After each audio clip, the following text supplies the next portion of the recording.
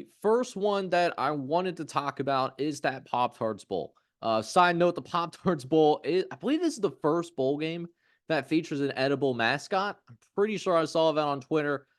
Someone could confirm that for me in the comment section. That'd be great. But the Pop Tarts Bowl should be a good matchup. NC State is going to take on Kansas State in this Pop Tart Bowl. It's going to be a 5:45 kickoff on ESPN. This is, of course, happening on Thursday, December 28th. And quietly, NC State has put together a really good season under their head coach, Dave Doeren. The Wolfpack has been a team that's kind of flew under the radar this season after they lost their first game or two, because there wasn't really any monster games, and they also weren't really in the ACC title chase. But a win in this particular bowl game is going to be the program's very first double-digit win season since their 2002 squad ended up going 11-3.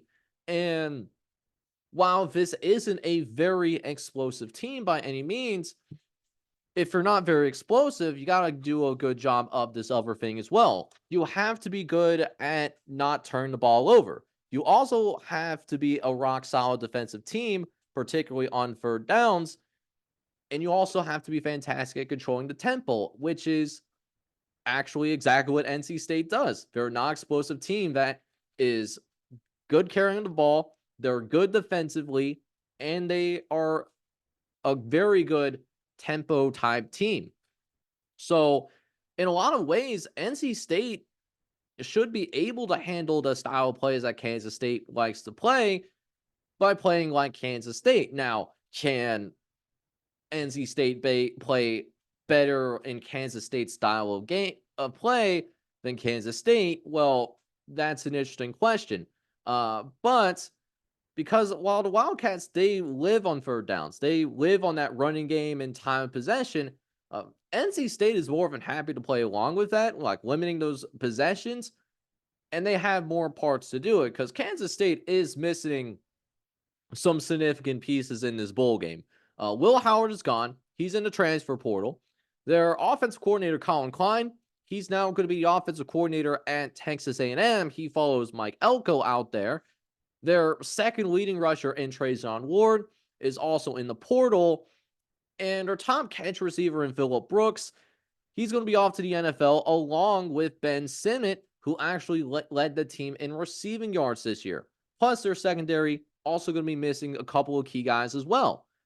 NC State, on the other hand, they're only losing mainly rotational players in the portal. So, for the most part, this should be just as close as a full strength Power 5 team as you are going to see in a non playoff bowl game. So, if NC State doesn't turn the ball over, they win that time possession, they should be fine. So if you're Kansas State, you got to thrive on those takeovers. You got to find a way to take the ball away. But because even though Kansas State, they haven't been all that great in bowls lately, there's no secret how rough it's been for the bowl games. Kansas State has failed to score more than 20 points in any of their last 4 bowl games. So Kansas State, they have been great in these bowl games, and there's no secret in that. But they do bring the effort, even if it always doesn't have the guys necessarily. No, Will Howard isn't going to be playing. However, Kansas State does have Avery Johnson. He is a very good backup. He is the future of this program.